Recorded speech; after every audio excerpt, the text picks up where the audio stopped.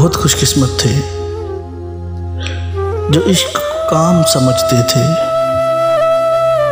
वो लोग बहुत खुशकिस्मत थे जो इश्क को काम समझते थे और काम से आशिकी करते थे।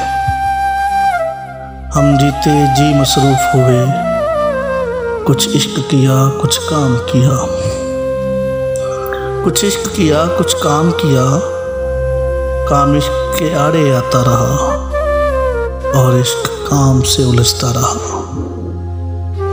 फिर आखिर तंग आकर हमने दोनों को अधूरा छोड़ दिया।